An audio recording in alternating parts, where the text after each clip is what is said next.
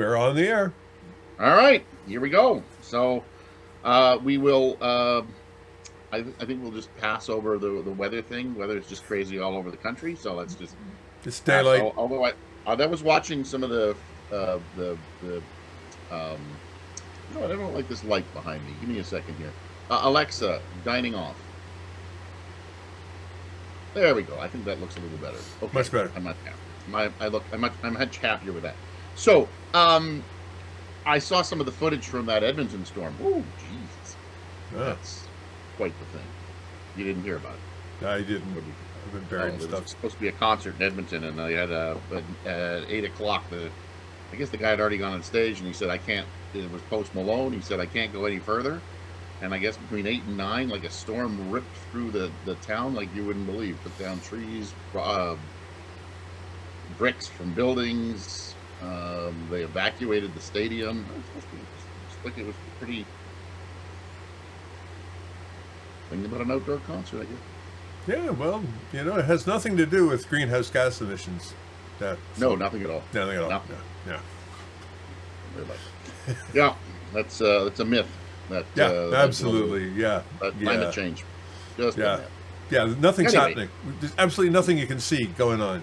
Nothing. No, you probably this happened probably 100 years ago. Exactly the same thing.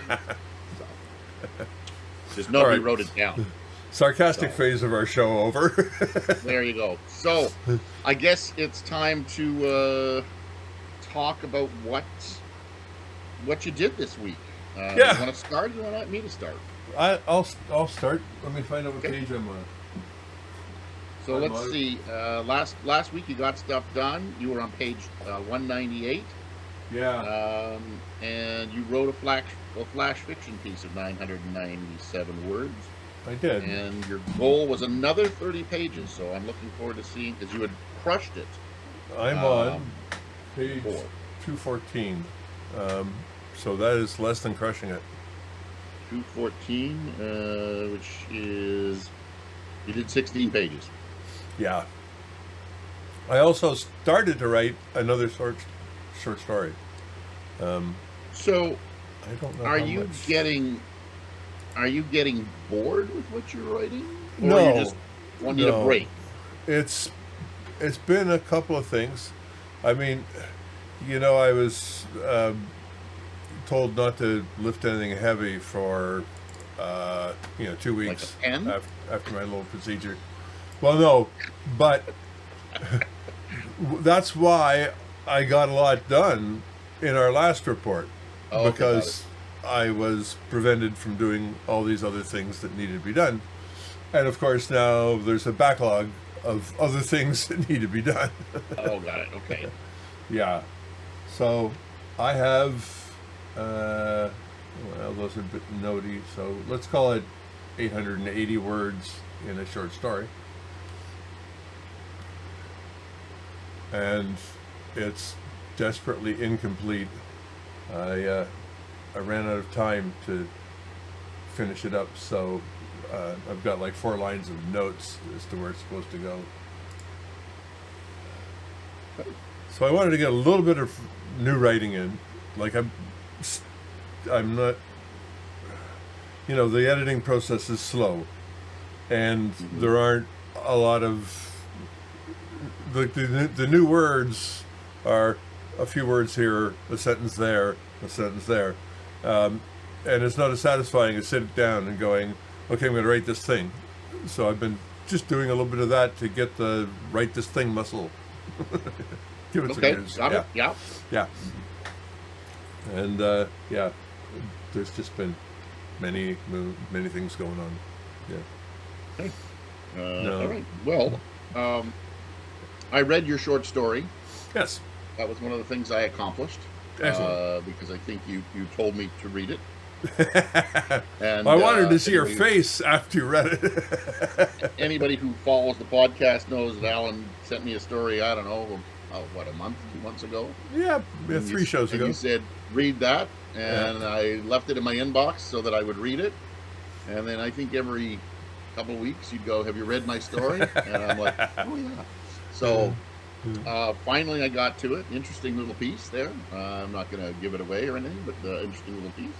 Yeah. This is, On the other hand, I'm tightening my story. good. So my Dabble program got a new. I think it was may have said this last time. They got a new update, so it's nice, it's clean, it's fresh, and of course, as programs, as you would know this, as programs add more features, you use less and less of them. So probably where I'm at. But no, I'm starting to tighten the story. I'm editing chapters, and I'm also re-editing chapters. I'm adding and subtracting so much from some of these chapters that I have to edit them twice. Right. Yes. Right? Yeah. You put them in, you get all that done, you get all that taken out, and then you look at it and you go, I hope that makes sense. I better read it again. Right. So yeah, that's where I'm at, and I'm kind of happy about it, because where you are editing and you said you have the bug to write new stuff. I think I've showed you my crazy yellow pad. Yes. In the past, well, some of these things that I have written down are now coming to fruition, where they've got to go into the end of the story. Right. Where I was saying, oh, don't forget about this, don't forget about that. You've got this lying out there. And I think I heard Lee Child say in one of those courses that I've taken, he goes, the longer you leave something hanging out there, the more you'll keep your reader reading. Right. Yes. Right. So if you have a hook over in chapter 2, everybody's interested in what's going on in chapter 2, but you've got to wrap it up, but you can't let it hang too long, because then people forget about it. Right. So I'm in that stage, and I'm about 10 chapters away from actually completing the edit. Very so nice. I'm out of a 52 chapter. I'm on chapter 42. So I'm really close, and I think this is the part of editing where you get excited. Right. You're almost there. Sprint to the end. Yeah, as in, like I'm getting up in the morning and I'm doing 2 chapters. Then I get up the next morning, I input the chapters, and unfortunately, then I got to go back and read those chapters again. But I get excited because inching closer and closer to the end, this is where editing becomes the exciting part. Instead of the beginning, where you're like, oh God, I gotta do 300 pages, 400 pages, whatever it is. I don't have the energy to do it. I don't want to do it.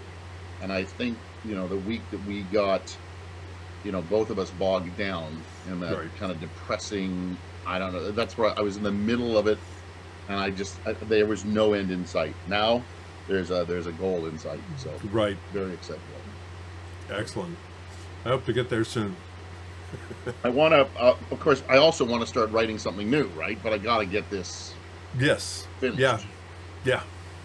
So, right beside me are 2 notebooks of half-finished stories, but I had to put them aside because I had to finish this edit.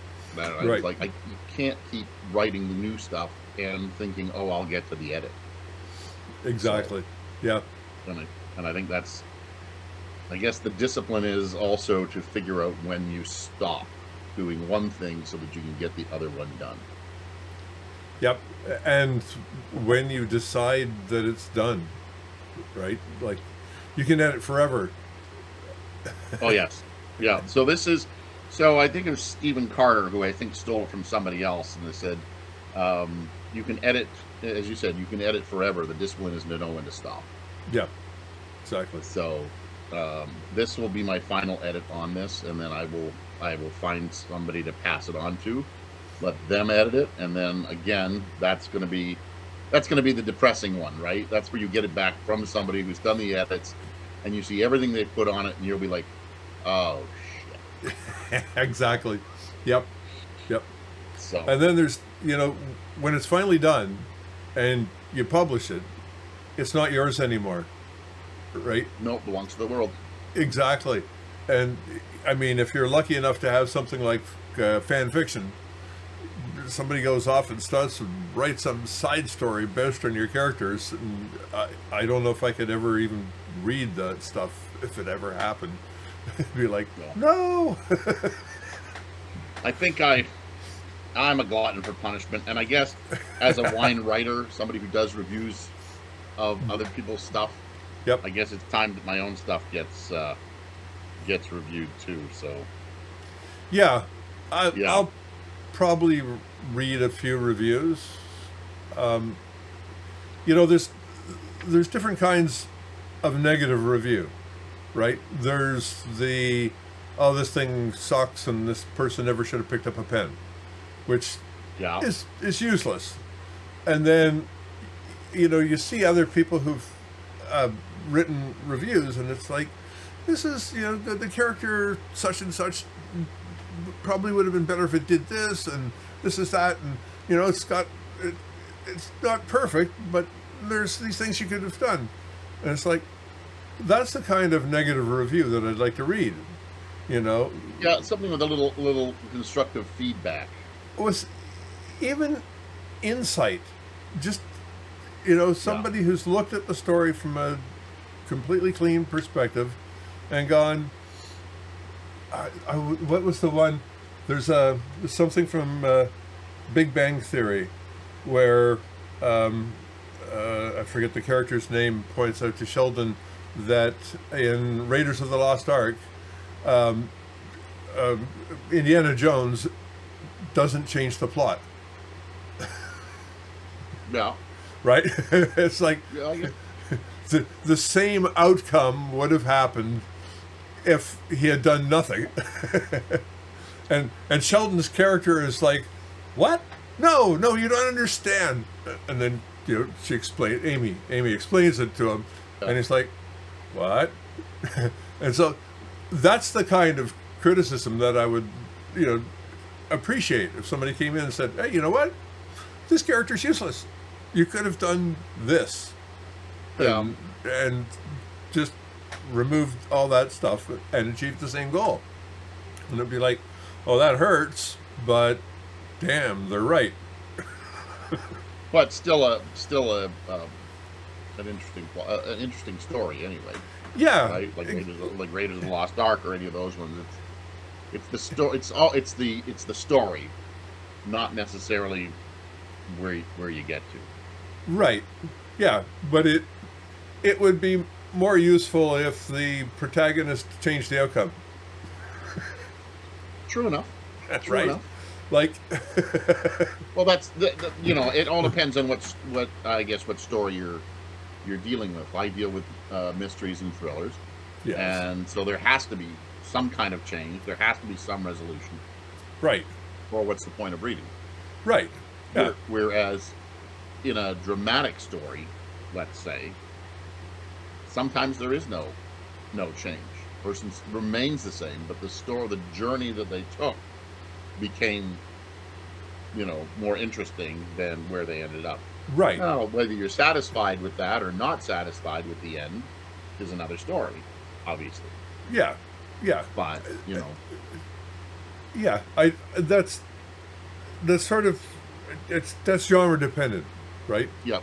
Yeah. 100%. So Bad man starts out bad, goes on this journey, remains bad man. You know. Yeah. But it fixed him to be what he wants to be, right? I'm a bad man, I'm a bad person. Now I'm going to go through this whole, you know, whatever, and you think, oh, he's going to change by the end. And if he doesn't, he remains that same bad man, then... Right. Yeah. And I think you've complained about a book that does this, where it's really just how the person's internal view changes of something, right? Yeah. Yeah, I forget the book I read. It wasn't Isaac Denson. If you ever read Out of Africa, the book, it's so much different from the movie, right? It's a wonderful piece of literature, but it's not an action flick by any stretch of the imagination, right? You know, it's all about how the main character evolves through these situations, and And I mean, as you said, it's genre specific. Like, I Mhm. mean, mysteries, thrillers, science fiction. Something has to evolve. Something has to change. There has to be an outcome. Whereas a dramatic does not necessarily have to change anybody. Right. Yeah. So, Exactly. and I Yep. don't write in that genre. Maybe I should try one of these days, but I just don't write into that genre. Yep. Or try and create something where a lot happens in the middle, but nothing happens to the character. Be an interesting Yeah. story to write. Or not much. Like the um, non-genre story I'm working on has the main character who gets sucked into this vortex of stuff and basically thinks he can manage it and change the outcome. But at some point, he just realizes that that's not the case, and he leaves, right? And that's the end of the story. Perfect example in television where things happened, but nothing happened and nothing changed was when in Dallas when is in the shower and she wakes up and it was all a dream. That Mm. means that whole season just didn't exist. So not so theoretically, nothing happened. Theoretically, nothing happened. Yeah. What did we just watch? Oh my God, I can't remember the title of a movie that I watched 2 days ago. Had And Anton now Kushner in go. it. Um, Jesus Christ. Was it an old movie or a new one? Old. Yeah, it's fairly old. Yeah, Oh, young Anton Kushner. Um, but it's about him having these blackouts and then figuring out how to change timelines by going back into those blackout periods. And it, sounds like it sounds like a memento kind of thing or it's whatever. certainly relevant to our discussion about timelines, Oh, good. right? All right, Because which we will get to because we're getting to that. But let's set our goals for next week, and right, then we'll get into timelines because that's where we said we were going to talk about last time. So, what are your goals for next week? I will hit another 30 pages. I'm going to stay at the 30-page goal. Theoretically, I'm getting, I'm past the halfway point in this thing, and there are fewer edits as I get deeper into it. So hopefully there's a bit of acceleration, and I can get into, filling in the gaps. Good. Okay, so 30 pages edited. Anything else? You want to finish your little short story there, or is that taking a back seat too? That's I think I little exercised my little I got to write something muscle, and now it's Good. in the unfinished story pile. Whether or not it Okay, ever comes back out again is another question. Yeah. got it. So my goals are to finish the edit. I'm hoping to do it. Uh, so it'll be done by the next time we meet. Next steps, obviously, to find myself a good editor. Blah blah blah. And I'm having a meeting about my website this Oh, good. next week. So we'll see where that takes me, and 'cause we're like this close. Like, I think there's Good. just some tweaks, and minor things to do, and then maybe I get a launch out of the deal. So we'll see. Right. So that's my timeline for the next 2 weeks, which brings us to timelines. Right. And I think you're dealing with them in your book, Yes. Yeah. and you've got a variety of timelines, do you not? Basically, just two. Right. Okay.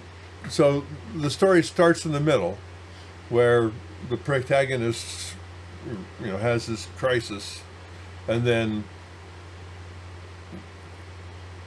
we sort of define that. I think it's about 2 chapters worth of him figuring out that things are really fucked up, and then we go back like 3 months and start to fill in how he got to that point, right? And, Yeah. and then we basically swap back and forth from there, right? Okay, but Right. you're dealing with two timelines in different chapters, or you're like 3 Yeah. chapters in one timeline, 3 chapters in another. Do you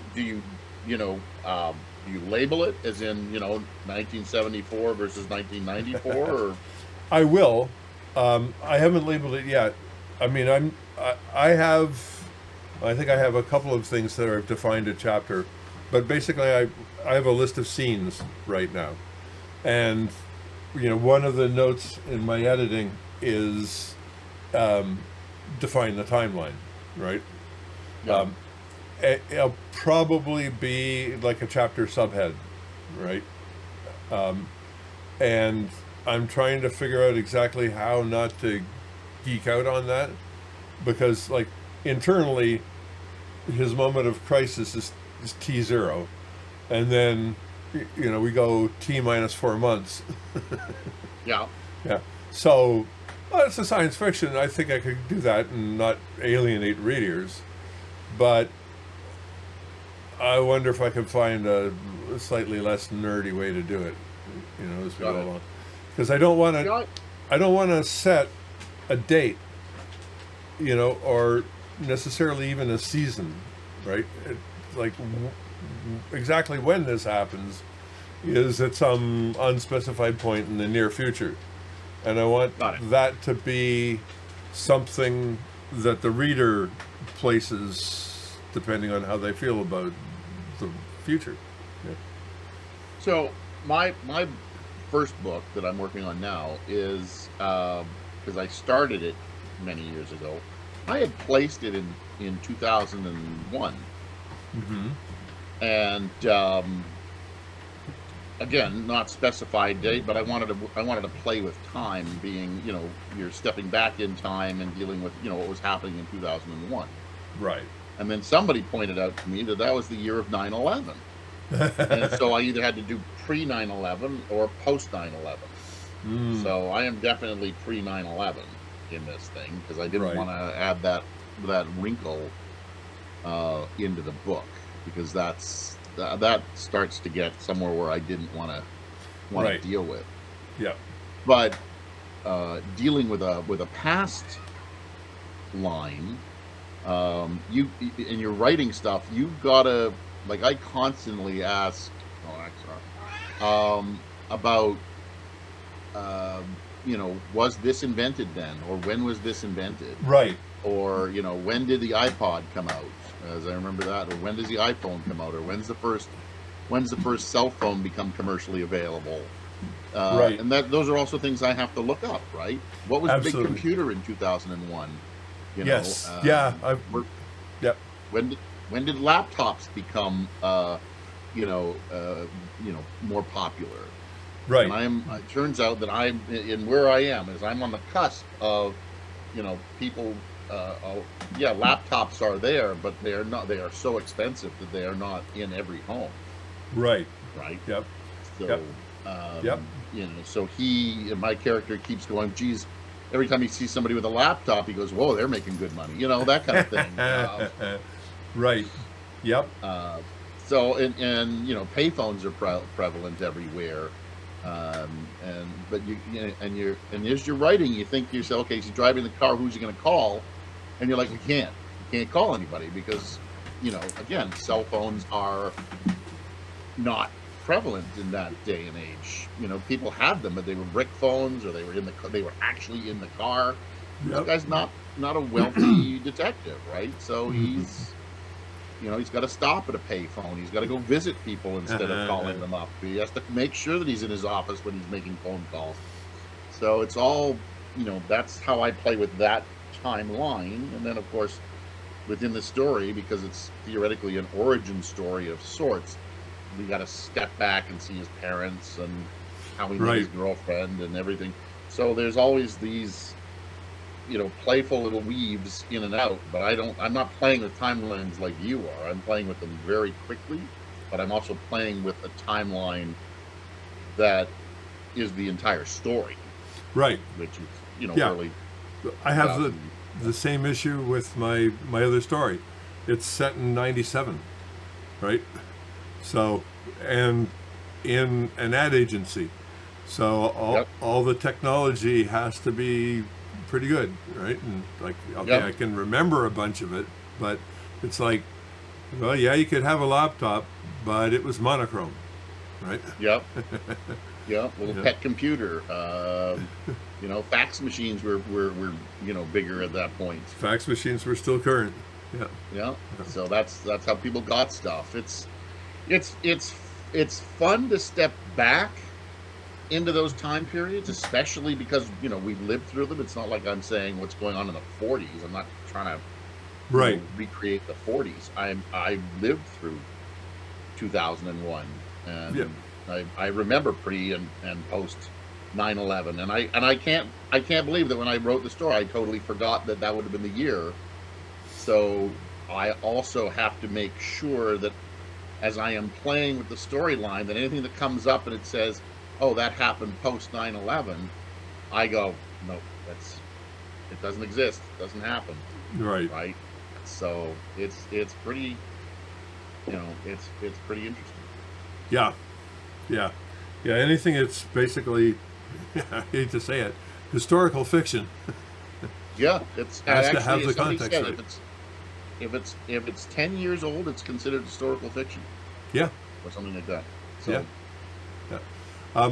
Remind me after we're done. I think I have a website that talks about what tech was current at any given point in oh, time. that'd be neat. Okay, Yeah. well, Yeah. I'll remind you that, and we'll try and get that out to people. So that'd be good. Yeah. Yeah. If I can So find it, I'll toss a link in here. perfect. That'd be great. So yeah, that's how I'm dealing with this storyline, and obviously Yep. that's how you're dealing with storylines. So Yeah. Yeah. And then we have. I guess there's the time travel storylines, right? Where yeah, I forget the one that's really popular. My wife has rewatched it a couple of times. Where if you happen to be, genetically inclined and in the right place and do the right thing, suddenly your timeline is shifted, and now instead of 2010, it's 1810. well, this is not like the Outlander or whatever it That's the is one. it? Yeah, Oh, okay, yeah, yeah, yeah. Where you're just yeah. bouncing back and forth. It's like, Oh, oh, okay, I've never seen it, but I think I've heard about it. it's pretty well And that's done. Yeah, I don't know if I could do that. I don't know. I haven't tried multiple timelines. I've done multiple rooms, same timeline. I've done multiple scenes, but something is happening before and something is happening after, and as a reader, you got to figure out when that's happening. hmm So, but other than that, I haven't played with timelines on a grand scale. I read one.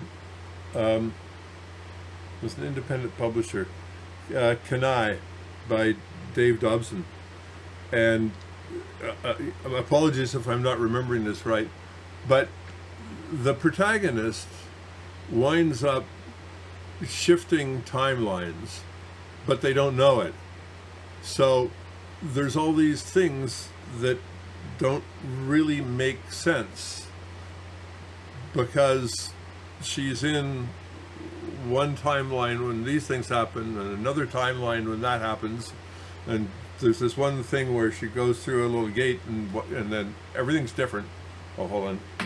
Ah, this is my Got a lapdog. lapdog there. There's my lapdog. Hello, lapdog. There we go. My About 70 time the pound dogs lapdog. make an appearance. Sooner or Cat later, has the made an lapdog appearance had to show before. up. Sorry? The cat has made an appearance before, but never the dog. But that's Yeah. good. Well, we heard a little bit of meowing because the other cat is down there looking for food. And I don't know. I don't know where the first cat is. She hasn't showed up. Sleeping in. Anyway, so that was interesting because it's not until the end of the book that the character figures out what the hell has happened. Oh, really? Okay, yeah. Yeah, yeah, and that's sort of impartially the resolution. It's like, oh, okay, well, this now makes sense, but that was 1,000 years ago, and that was 1,000 years over here, and that was here. It's like, No. and it's Yeah, I crazy. just have yet to play that, but you know, in the genre I write, there's not usually unless you are gonna, and unless you jump to the past to find out what happened in the future. Right. And I guess I did. I guess I kind of did that in one of my books. Now that I think about it, I used a song by Tom Cochrane as a basis for um, one of my books. Oh yeah, you mentioned that. Talked about it. Yeah, you did. And so I had to go back into the past with these kids, but on the other hand, people were telling their story, Right. but in Yeah. the past. Right? So as you found more and more people who knew them, they had to relive what had happened back then. Yeah. So Yeah. And I guess very the most minor version of timeline playing is just a flashback, right? yes, and Yeah. that's Yeah. I use a flashback more than I would use a jumping timeline. Sure. Yeah. So And that's you know, I guess there's two versions of timeline, right? We have the timeline that is the way you're telling the story, which is what I'm doing, right? There's linear time, but the story is elaborated in different places, which is different from the sort of story where the characters are changing timelines, right? yeah. Which is a completely different thing, and probably not something I'd write. Yeah, I'm not going to say never, but it's not something that pops into my head when I'm writing at the time. Right. No Yeah. pun intended. Yeah. The closest, excuse me, the closest I'll get to that is that little piece of flash fiction that I wrote deals with spaceships moving at a high rate of speed. Yeah. So that brings in relativistic time distortion, right? So Yeah. if you get in something and you go extremely fast for a long period of time and then come back, you've aged less than the planet you left. Now you're just starting to lose me. The faster you go, the slower time is. Okay. It's true. They prove this by putting atomic clocks on two jets and flying them around the Earth in opposite directions, and then they measured the difference between the atomic clocks. So this is relativistic time-space distortion at its finest. See, and Yeah. this is why you are writing science fiction, and I am not. Almost all science fiction gets this wrong, right? It's like, oh, we went on this excursion and we returned to Earth, and it was a 3-year mission, and we went some huge distance, which means that you had to be traveling at 80% of light speed, which also Yeah. means that when you get back, Earth is like 1,000 years older than it was before, and everybody you know is dead. But yet you're coming back to everybody you know. Back to the family. Got it. Okay, now I guess Right. I get it. Yeah. Yeah. All right. I'm with you. Yeah. I'm with you. So the only way you can get around that is with space gates, right? Or- portals. Or and you go, things. damn dirty ape. So, you bastards, you ruined it all. Yeah, exactly. Yep. So, we had talked earlier in this episode about, and we probably still talk about them briefly, about breakthroughs. Yes. And I think next week I'd like to talk about the excitement of a breakthrough, Okay. or the wall that you hit before a breakthrough. Either one, we'll discuss. Okay. So that's where I think I'd like to go next week, because we started briefly talking about it today, and I thought, oh, let's hold off on that and see what we can do next time. That sounds good. Yep. Perfect. Good. I wish you luck on your hold on, let me just get to that point. Oh, no, there we are. On your 30 pages. Right. Thank you. And let's hope that I can finish my my deal. Yeah, yeah, yeah. There should be some kind of a celebration if that happens. I'm looking forward to that. That or the Yeah. website. One of the two will have one of those two announcements will be made Excellent. next week Good or two stuff. weeks from now. Excellent. Sounds good, man. Hey, thanks, All right. brother. Yeah. Take care. Let me find the stop recording button. All right. Ciao. Ciao, my friend. I have to get going and clean the rest of this house.